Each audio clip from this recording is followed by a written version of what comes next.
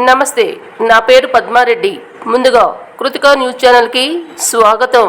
Revanth Reddy Zomato delivery boy GO కూడా చదవటం రాదు.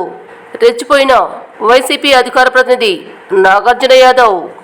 తెలంగాణ సీఎం రేవంత్ రెడ్డిపై వైసీపీ అధికార ప్రతినిధి నాగార్జున యాదవ్ చేసిన కామెంట్స్ కాకరేపుతున్నాయి. ఓ టీవీ డిబేట్లో మాట్లాడిన ఆయన రేవంత్ రెడ్డిని జొమాటో డెలివరీ బాయ్తో పోలుస్తూ జీవో చదవటం రాదంటూ ఏకవచనంతో దూషించారు. దీనిపై సోషల్ మీడియాలో తీవ్ర చర్చ నడుస్తుంది. ఒక సీఎంను ఇలా కించపరచడం తప్పు కాదా అని కొందరు అంటుండగా, గతంలో జగన్పై జరిగిన విమర్శలను, కేసీఆర్పై రేవంత్ చేసిన వ్యాఖ్యలను మరికొందరు గుర్తు చేస్తున్నారు. రాజకీయాల్లో విమర్శలు, ప్రతి విమర్శలు సహజమే. అయినప్పటికీ ఇటీవల కాలంలో నేతల మధ్య వ్యక్తిగత దూషణలు శృతిమించిపోతున్నాయి. తాజాగా ఒక ప్రముఖ టీవీ ఛానల్ నిర్వహించిన చర్చా కార్యక్రమంలో వైఎస్ఆర్ కాంగ్రెస్ పార్టీ అధికార ప్రతినిధి నాగార్జున యాదవ్ తెలంగాణ ముఖ్యమంత్రి రేవంత్ రెడ్డిని ఉద్దేశించి చేసిన వ్యాఖ్యలు తీవ్ర దుమారం రేపుతున్నాయి.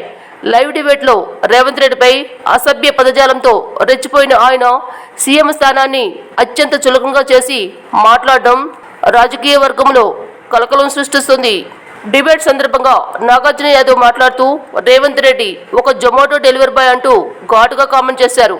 ఆయనకి ఒక ప్రభుత్వ జీవో చదవటం కూడా రాదని, కనీసం ఎమ్మెల్యేగా గెలవడానికి కూడా పనికిరాడని, వాడు వీడు అని ఏకవచన పదాలతో తీవ్రంగా కించపరిచారు.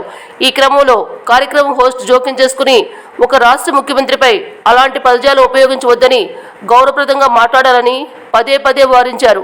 అయినప్పటికీ వెనక తగ్గని నాగార్జున యాదవ్ రేవంత్ రెడ్డితో పోల్చి జొమాటో డెలివరీ బాయ్ స్థాయిని తగ్గించేందుకు సదరు డెలివరీ బాయ్స్ కు క్షమాపణ చెబుతున్నానంటూ మరింత వ్యంగ్యంగా వ్యాఖ్యానించారు. ఈ వ్యవహారంపై సోషల్ మీడియా వేదికగా నెటిజన్లు, వివిధ పార్టీల మద్దతుదారులు విభిన్నమైన అభిప్రాయాలతో విమర్శలు గుప్పిస్తున్నారు.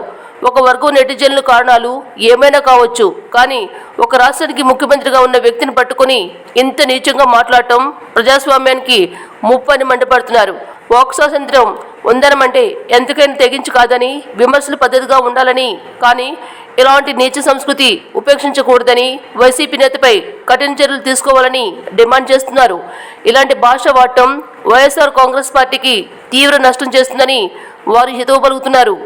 మరొక వైపు కొంతమంది నెటిజన్లు ఈ విమర్శలను తిప్పికొడుతూ గతంలో వైసీపీ అధినేత జగన్మోహన్ రెడ్డిని విపక్షాలు అంతకంటే ఘోరంగా తిట్టినప్పుడు ఈ నీతులు ఎక్కడికి పోయాయని ప్రశ్నిస్తున్నారు.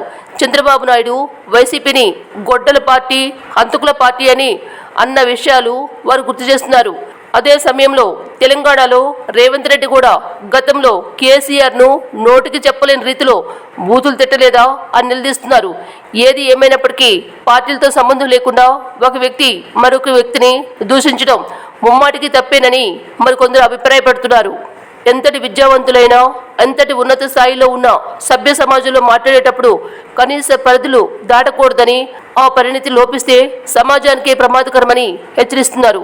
ఈ విషయం కేవలం వైసీపీ వర్గానికి కాకుండా టీడీపీ, జనసేన, బీజేపీ కూటమి నేతలతో పాటు అన్ని రాజకీయ పార్టీలకు వర్తిస్తుందని కామెంట్లు పెడుతున్నారు.